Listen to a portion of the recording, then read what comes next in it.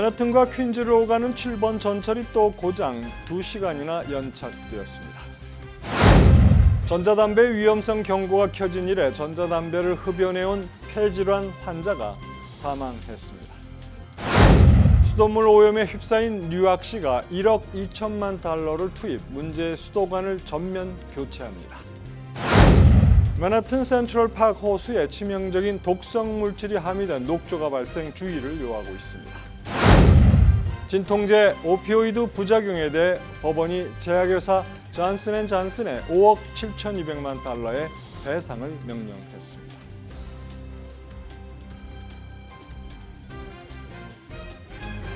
학자금, 결혼자금, 노후자금 준비. 뉴 밀레니엄 뱅크가 알뜰한 적금 상품을 준비했습니다.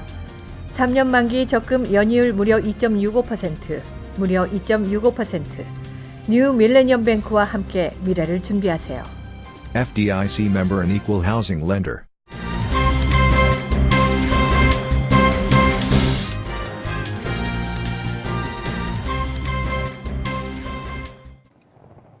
시청자 여러분 안녕하십니까? KBTV 뉴스9 양준하입니다. 첫 소식입니다. 맨하튼과 퀸즈를 오가는 7번 전철이 26일 출근 시간에 2시간 동안이나 정체돼 수많은 탑승객들이 분통을 터뜨렸습니다. 메트로폴리탄 교통공사 MTA에 따르면 26일 오전 7시쯤 퀸즈보로 플라자역 선로 결함 문제로 맨하튼에서 퀸즈까지의 양방향 열차가 일시적으로 운행이 중단됐습니다. 7번 전철은 맨하튼에서 퀸즈 버논 블루버드와 잭슨 애비뉴, 헌터스 포인트, 코트스퀘어역까지만 운행했고, 따라서 플러싱 메인 스트리트역을 비롯해 퀸즈 북동부에서의 통구는 마비됐습니다. 급행전철은 모두 로컬로 변경됐습니다. 전철 지연은 오전 7시부터 약 2시간 동안 계속됐으며 MTA는 오전 9시가 조금 넘어 퀸스보로 플라자역까지 모든 정상 운행을 시작했다고 공지했습니다. 한인 탑승객 이준석 씨는 메인스트리트역에서 급행전철이 한참이나 정체돼 로컬로 갈아탔지만 마찬가지였고 결국 1시간 후 출발했다고 전했습니다. 7번 전철의 운행 결함은 툭하면 발생하고 있습니다.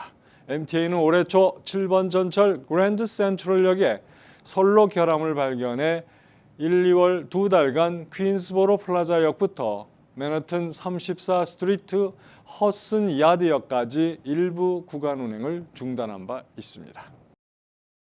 일리노이즈 보건국은 지난 22일 전자담배 흡연자가 원인을 알 수 없는 심한 폐질환을 앓다 사망했다고 발표했습니다.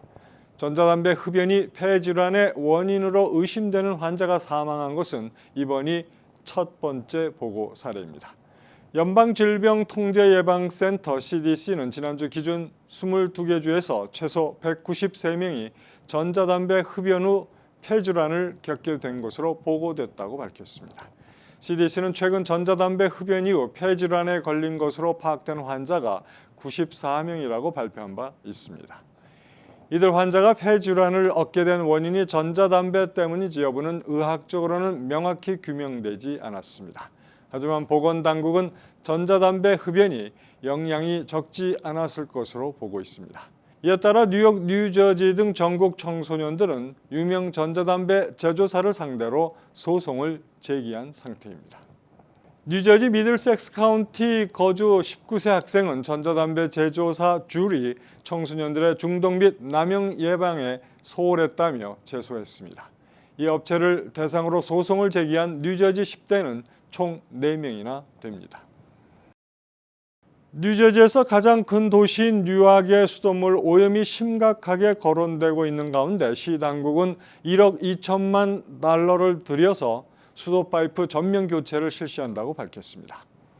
이 막대한 자금은 10년을 걸릴 교체 사업을 30개월로 단축시킬 전망입니다.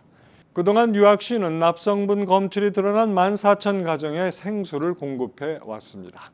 한편 수도 파이프 교체에 들어갈 자금은 카운티에서 채권을 발행 조달할 것으로 알려졌고 이에 승인 절차만 남아 있습니다.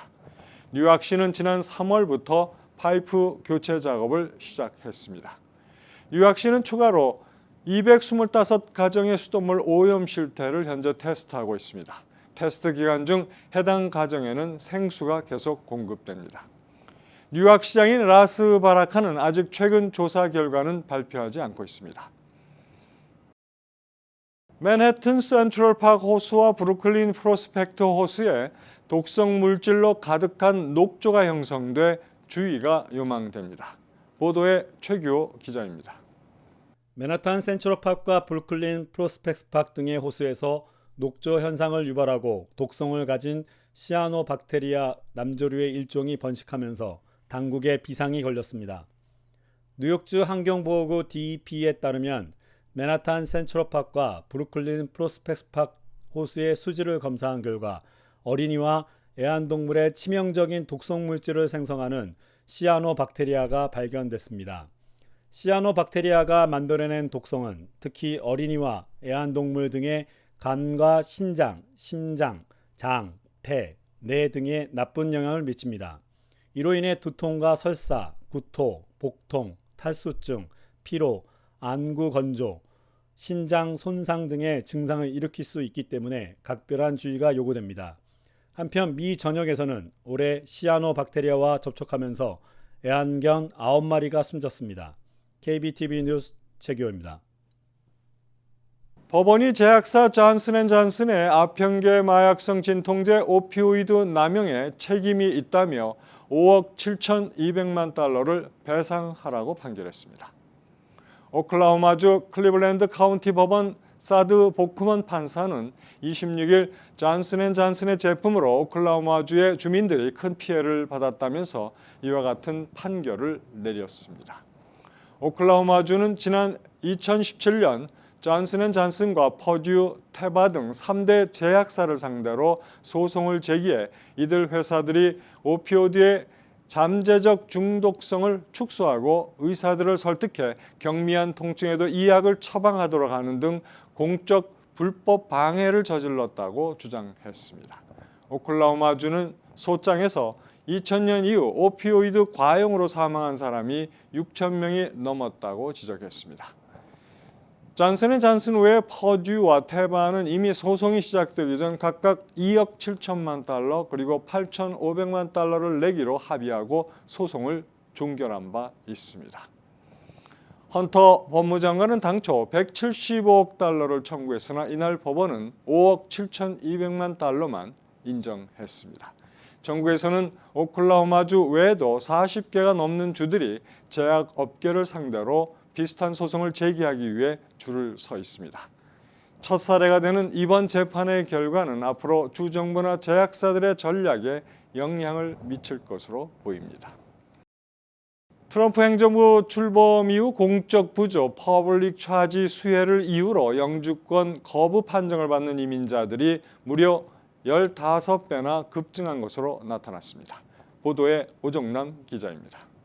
비현금성 복지 수혜자에게도 영주권 취득을 제한하는 새로운 공적 부조 개정안이 오는 10월 15일 시행될 것으로 예상되고 있으나 트럼프 행정부가 이미 지난 2017년부터 공적 부조 수혜자에 대해 엄격하고 까다로운 이민심사 기준을 적용하고 있는 것으로 드러났습니다. 연방국무부가 최근 공개한 2018년 회계연도 이민비자 및 비이민비자 거부 통계에 따르면 2017년 10월부터 2018년 9월까지 1년간 복지 수혜를 이유로 1차 영주권 거부 판정을 받은 이민 신청자는 1만 3,450명에 달한 것으로 나타났습니다. 이는 오바마 행정부 시기인 지난 2015년과 2016년 회계연도와 비교하면 최대 15배나 급증한 것입니다. 전문가들은 공적 부조 수혜자의 영주권 취득을 제한하려는 트럼프 행정부의 의지가 확고한 것으로 보인다며 오는 10월부터 비현금성 공적 부조 수혜자까지 이민 수혜 제한 대상에 포함되면 영주권이 거부되는 이민자 수가 눈덩이처럼 불어날 것이라고 전망했습니다.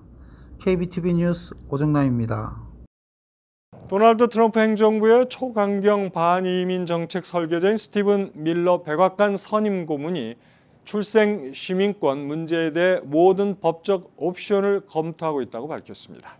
보도에 오정남 기자입니다. 25일 블룸버그 통신에 따르면 밀러 스님 고문은 폭스뉴스와의 인터뷰에서 많은 법학자가 미국 출생자에게 시민권을 부여하는 근거인 수정헌법 14조에 대해 임시로 혹은 불법적으로 미국에 거주하는 사람들은 제외해야 한다는 견해를 가지고 있다며 이에 대해 잘 살펴볼 것이라고 주장했습니다. 단 수정헌법 14조에 대한 정확한 해석을 언제까지 내놓을지는 밝혀지지 않았습니다. 최근 트럼프 대통령은 미국에서 태어나면 시민권을 주는 제도를 거론하며 중단을 심각하게 검토하고 있다고 밝힌 바 있습니다. 앞서 트럼프 대통령은 작년 10월에도 미국에서 태어난 서류 미비자 자녀들에게 출생 시민권을 부여할 수 없으며 이를 막기 위한 행정명령을 발동할 것이라고 밝혔습니다. 미국은 속지주의에 따라 미국에서 출생한 아이에게 자동으로 시민권을 부여하고 있으며 수정헌법 14조에 따라 미국에서 태어났거나 기하했고 미국의 사법권 아래에 있는 모든 사람이 미국 시민이라고 규정하고 있습니다. 출생 시민권 제도가 폐지되면 원정 출산으로 태어난 아기와 불법 이민자 부모에게서 태어난 아기는 물론 부모가 학업과 근로 등의 이유로 미국에 체류하다 태어난 아이들의 미국 시민권 취득을 못하게 됩니다. KBTV 뉴스 오정라입니다. 리틀 야구 월드 시리즈를 차지한 루이지애나 팀이 뉴올리안스 체육관에 모인 관중의 뜨거운 환영을 받았습니다. 지난 일요일 큐라카오를 8대0으로 물리친 루이지애나 팀은 도널드 트럼프 대통령으로부터도 찬사를 받았고 백악관에도 초대를 받았습니다. 8일 동안 6게임에서 승리를 거두면서 첫 게임에서 패한 후 월드 시리즈에서 우승한 첫 팀이라는 기록도 세웠습니다. 제프 커티스 코치는 월드 시리즈 챔피언이 된 것이 아직도 꿈만 같다고 말했습니다.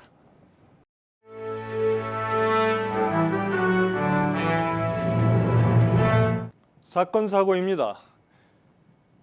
경찰은 뉴저지 트랜짓 환승터미널에서 총을 쏘고 달아난 용의자를 쫓고 있습니다. 뉴저지 트랜짓 관계자에 따르면 월요일 오후 4시경 9번 도로 근처에 있는 환승터미널에서 한 남성이 무작위로 여러 발의 총을 쏘고 도주했습니다. 당시 환승장에서 4명의 승객이 버스를 기다리고 있었으며 이들은 총성이 울리자 쉘터로 피신했습니다. 오하이오주 데이톤에서 도난당한 경찰차가 충돌 사고를 내는 바람에 2명의 어린이가 사망했습니다. 경찰에 따르면 지난 월요일 밤 데이턴 도서관 근처에서 도난당한 경찰용 SUV와 승용차가 충돌하는 사고가 발생, 2명의 어린이가 숨지고 10여 명이 부상을 입었습니다. 부상자들은 병원 치료를 받고 있습니다. 지난 일요일 메릴랜드주에 있는 대형 쇼핑센터가 강력한 천연가스 폭발로 잿더미로 변했습니다. 사고는 메릴랜드주 컬럼비아에서 오전 8시경 발생했습니다. 가스가 폭발하는 순간 쇼핑센터 지붕이 순식간에 무너져 내렸으며 사고 현장은 잿더미로 뒤덮였습니다. 폭발의 충격으로 주차장 바닥에는 큰 균열이 생겼습니다. 다행히 다친 사람은 없었습니다. 도널드 트럼프 행정부 들어 비시민권자 체포가 20년 내 최고를 기록한 것으로 나타났습니다. 22일 연방 법무부 산하 법무통계청이 공개한 통계에 따르면 2018 회계연도 연방 당국에 체포된 19만 5,771명 64%가 비시민권자로 집계됐습니다. 해당 기간 체포된 자 중 10명 중 7명은 비시민권자인 셈으로 이는 앞서 트럼프 대통령이 이민자들이 범죄의 온상이라고 주장하는 것과는 상충되는 것입니다. 뉴욕 일원 한인은행들이 잇따라 추석 무료 송금 서비스 일정을 발표하고 있습니다. 지난주 6곳의 뉴욕 일원 한인은행들이 추석 무료 송금 서비스 내용을 공개한 데 이어 뱅크 오브 호프와 한미 제일 IC은행 등도 26일 무료 송금 서비스 일정을 발표했습니다. 퀸스와 브루클린을 잇는 코지우스코 브릿지 두 번째 구간이 오는 29일 개통합니다. 앤드류 쿠오모 뉴욕 주지사는 25일 코지우스코 브릿지에서 기자회견을 열고 브릿지 두 번째 구간의 양 방향이 오는 29일 개통된다고 밝혔습니다. 뉴욕시 약물 중독으로 인한 사망자가 지난해보다 감소세로 돌아선 것으로 나타났습니다.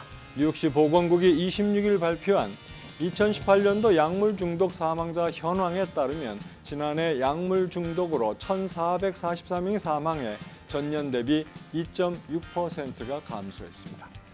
한편 약물 중독 오남용으로 인한 사망자 중에는 마약성 진통제인 오피오이드 과다 복용이 80%로 가장 많았습니다. 이어서 포커스인과 커뮤니티 브리핑이 이어집니다.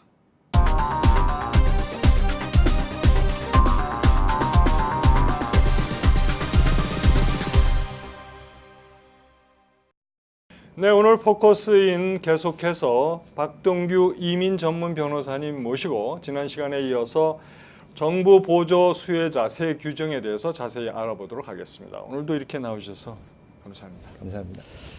자, 그럼 이제 지난 시간에 이어서요, 우리가 조금 더 이제 알아볼 것이 있는데 세 규정에서 이제 중요한 것은 최종 결정은 결국 총체적 상황을 고려해 준다는 것인데 그 점에 대해서 좀 말씀해 주시죠. 네, 맞습니다. 세 규정에 이제 특이하게 들어간 게 totality of circumstances라고 하는 개념인데요. 이게 이제 총체적 상황을 고려하겠다. 그래서 이제 거기에 고려되는 5가지 대상을 명시를 했습니다. 그래서 첫 번째가 이제 나이, 두 번째가 건강, 그 다음에 가족 수, 수입과 자산, 그리고 교육과 기술 여부입니다. 그래서 당연히 나이는 너무 나이가 연로하시거나 아니면 나이가 너무 젊거나 그래서 일하기 어려운 나이라면 이제 불리한 부류로 분류가 되고요. 네. 또 그 일하기 좋은 나이가 된다면 그건 이제 긍정적인 요인으로 되고요.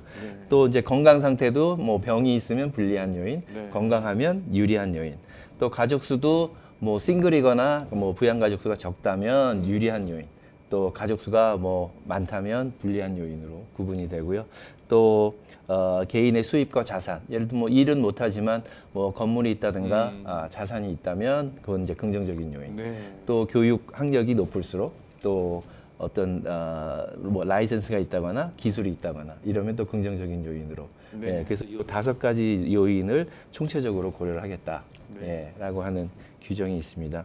그리고 마지막으로 이번에 이제 특이하게 반드라고 하는 것이 있어요. 일종의 이제 공탁금인데 아까 말씀드린 대로 첫 번째 바다 이제 3단계로 구분을 해서 생각을 하시면 될 것 같아요. 그래서 첫 번째 받아도 되는 규정과 받으면 안 되는 프로그램. 그래서 이제 그게 첫 번째가 되고요. 그 다음에 두 번째, 이 5가지 요인, 건강, 나이, 가족수 등등이 이제 두 번째 우리가 봐야 될 질문이고요. 세 번째, 그 2가지 다 불리하다라고 했을 때 검사관의 재량권에 의해서 반드를 요청할 수가 있습니다. 어느 정도 정부의 공탁금을 내고 만약에 정부 보조 혜택을 받을 거면 여기에서 이제 까나가면서 지불을 하게 하겠다. 그래서 미니멈 8,100불서부터 이제 뭐 10,000불 이상이 될 수도 있는 거고요. 그래서 이 3단계로 진행이 되기 때문에 내가 과거에 받았다라고 하더라도 너무 빨리 포기는 하지 않으시는 게 좋겠습니다. 또 어떤 길이 있다 이런 말씀이죠.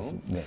정말 뭐 한간에서는 이번 이 세 규정이 나이 많고 가난하고 건강하지 못하면은 안 된다.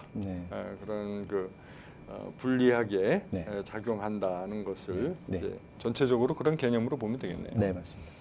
자, 그러면 이번에 이 세 규정이 언제가 발효되는지 그리고 신청서 제출 기준인 것인지 아니면은 정부 혜택을 받는 그날부터 기준하는 것인지요. 그거 좀 말씀해 주시죠. 그 부분에 대해서 명확하게 말씀드리면 일단 발효일은 규정에 10월 15일로 되어 있고요. 2가지를 다 고려를 하셔야 됩니다. 서류 접수일과 그다음에 혜택 받은 일. 일단 서류 접수일 기준으로 10월 15일 이전에 접수된 서류에 대해서는 과거 규정을 적용하게 되어 있고요. 10월 15일 이후에 접수한 케이스에 대해서는 새로운 규정을 적용하게 되어 있습니다. 그러나 그 밑에 예외 규정으로 10월 15일 이전에 접수를 했다고 하더라도 새 규정에 의해서 받으면 안 되는 예를 들면 푸드 스탬프 같은 거를 받으면 그러면 새로운 규정을 적용하겠다라고 되어 있어요. 그래서 이게 좀 복잡한 개념이긴 하지만 어쨌든 신청서 접수일과 그 다음에 혜택을 받은 일 2가지를 다 고려를 하셔야 됩니다. 네. 좀 이게 좀 혼란스러우신 분은 결국 변호사님을 좀 뵙고 네, 맞습니다. 어떤 일을 치르기 전에 좀 자세히 알아보는 게 좋겠습니다. 네. 자, 그러면 이제 한인 사회와 이민 사회에 미치는 영향은 과연 무엇인지 좀 간단히 말씀해 주시죠. 네, 일단 큰 그림으로 보면은요, 일단 우리가 이제 개인적으로 어떻게 대처할 건가도 중요한 문제지만 이번에 공적 해제 나온 그림은 결국 지금 현재 트럼프 정부가 추진하고 있는 그러니까 반이민 정책의 큰 그림의 일환이다라고 보셔야 됩니다. 지금 가족 초청으로 받는 이민자들이 1년에 전체 이민자의 67%가 되고요. 네. 그다음에 이거 공적 부조가 실시가 됨으로 해서 그 가족 초청 이민 중에 57%가 결국은 탈락을 하게 됩니다. 그래서 결국은 합법적인 이민자들의 상당수가 이번 그 공적 부조로 인해서 영주권을 받지 못하고 이민을 오지 못한다. 이런 결과가 초래되고요. 그렇게 되면 우리 한인 사회 또는 전체 이민 사회가 일단 수적으로 굉장히 위축될 것이다라고 네. 하는 이런 부분이 일단은 우리 한인 사회가 영향받는다고 할 수 영향이라고 볼 수 있겠네요. 있습니다. 그럼 간단히 또 개인과 커뮤니티 차원에서 어떻게 네. 대책을 해야 될까요? 예. 개인 차원에서 일단 당부드리고 싶은 말씀은 너무 지레 겁먹고 그 혜택을 중단하시지는 말라는 것입니다. 네. 말씀하셨듯이 이민 전문 변호사에게 반드시 확인을 하시고 그렇죠. 과거에 받았다 그래서 영주권을 포기하시는 것도 안 되고 네. 또 영주권을 취득하기 위해서 내 건강과 생명이 걸려 있는 이런 건강 문제를 또 포기하셔도 안 되기 때문에 반드시 이민 전문 변호사하고 컨택을 하시고요. 그리고 이제 제가 소속해 있는 시민참여센터에서 저희가 지금처럼 언론을 통해서 홍보를 하고 저희가 동영상을 또 제작을 해서 알기 쉽게 말씀을 드리고 또 저희가 설명회 또 개별 상담회를 저희가 제출할 겁니다. 그리고 저희가 그 핫라인을 이번에 대책위에서 만들었습니다. 그래서 네. 번호를 소개해도 된다면 네.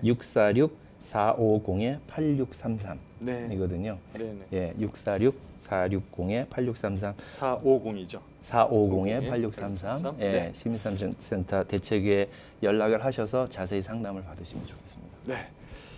오늘도 바쁘신 가운데 이렇게 중요한 설명 해주셔서 감사합니다. 네, 고맙습니다.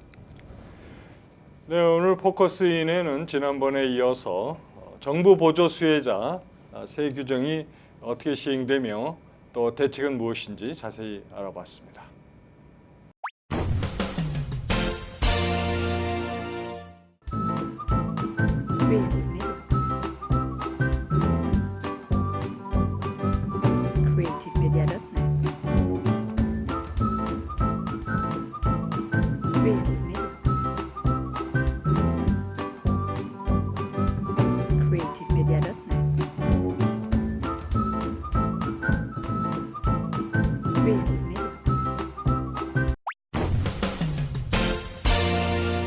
환율과 증시 전해드립니다.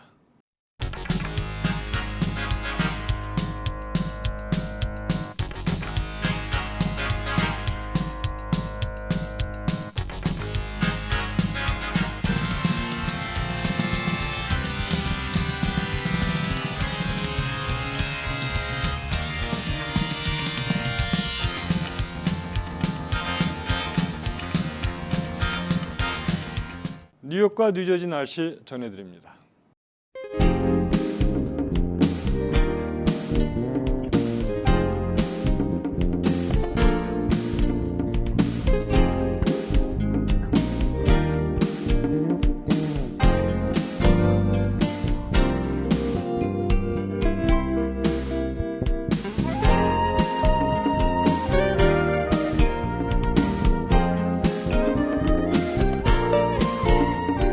오늘도 KBTV 뉴스9을 시청해 주신 여러분 고맙습니다.